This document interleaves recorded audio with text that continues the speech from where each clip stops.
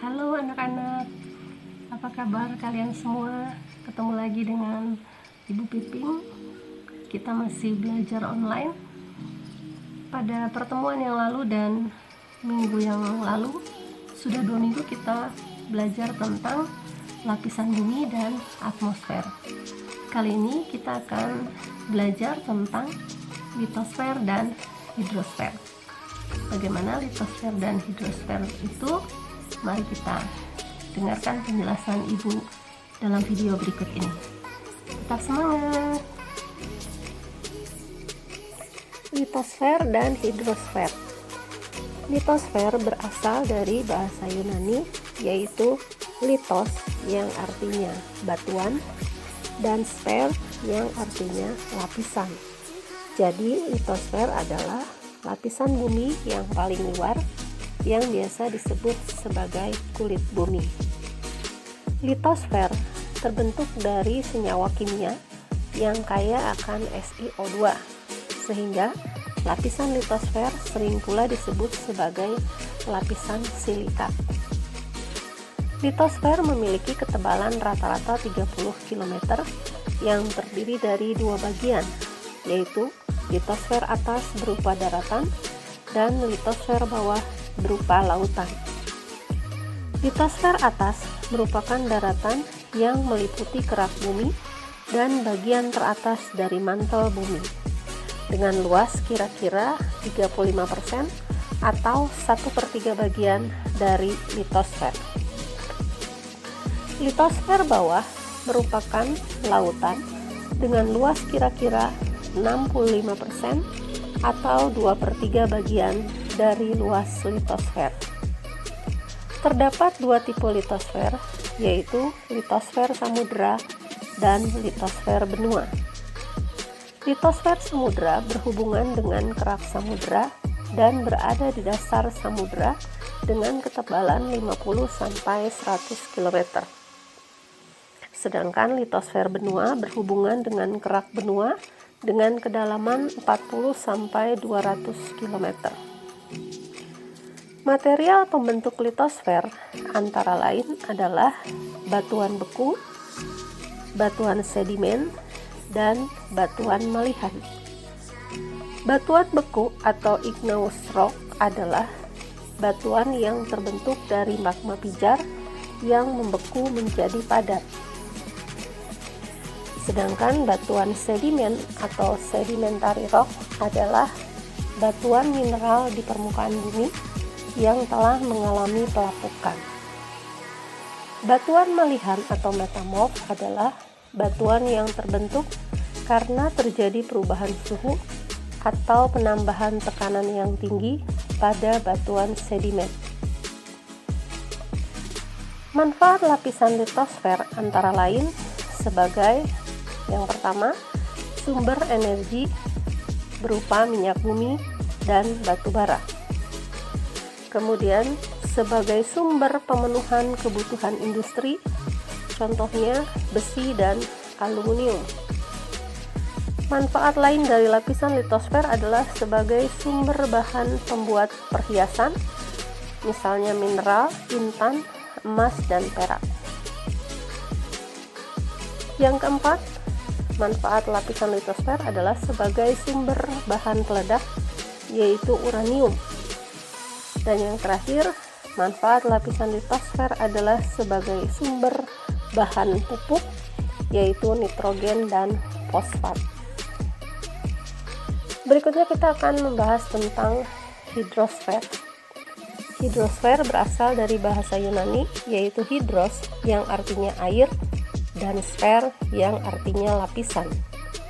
Jadi, hidrosfer adalah lapisan air yang ada di permukaan bumi. Hidrosfer di permukaan bumi meliputi danau, sungai, laut, lautan, salju atau gletser, air tanah, dan uap air yang terdapat di lapisan udara. Yang harus kita ketahui adalah bahwa 3/4 bagian bumi tertutupi oleh air yang jumlahnya selalu tetap. Mengapa? Karena air mengalami siklus yang disebut siklus hidrologi atau water cycle.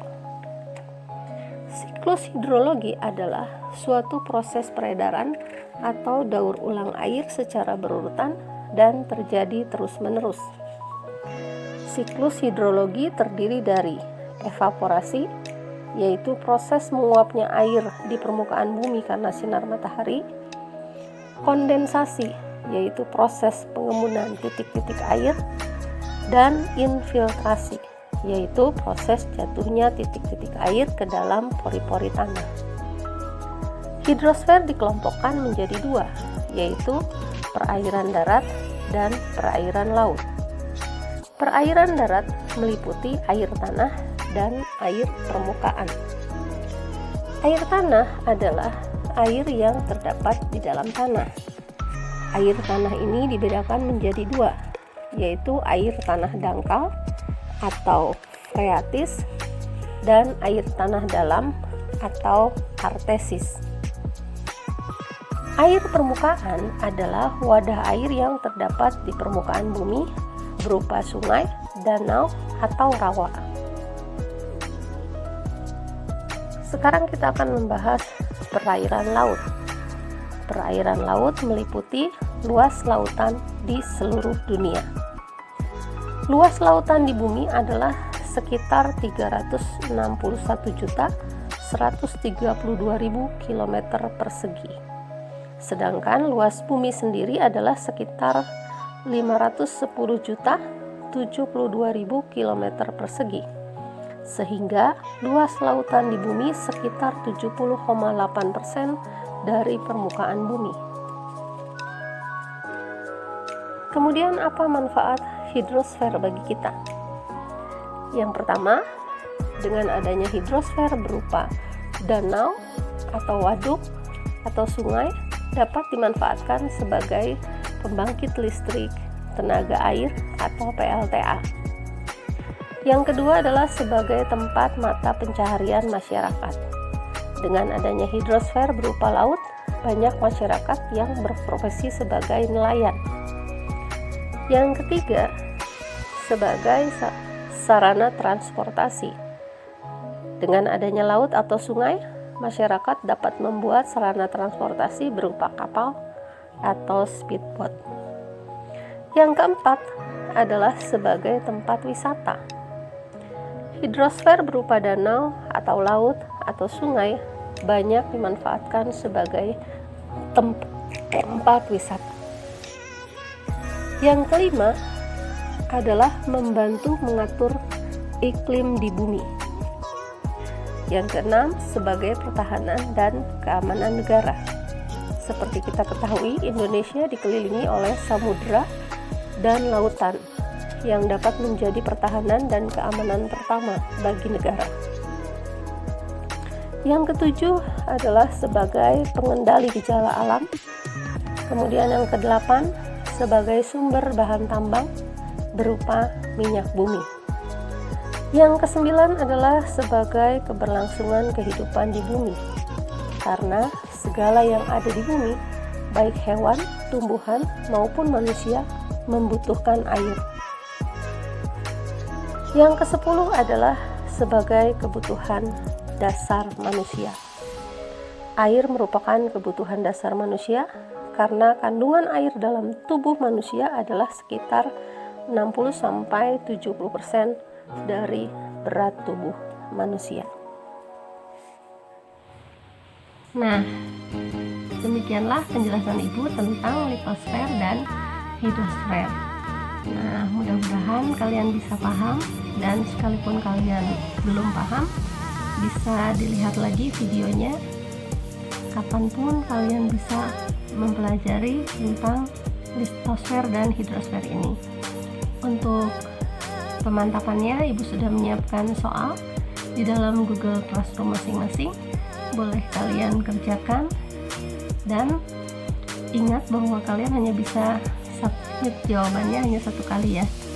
Jadi tolong dijawab dengan baik supaya nilai kalian juga baik.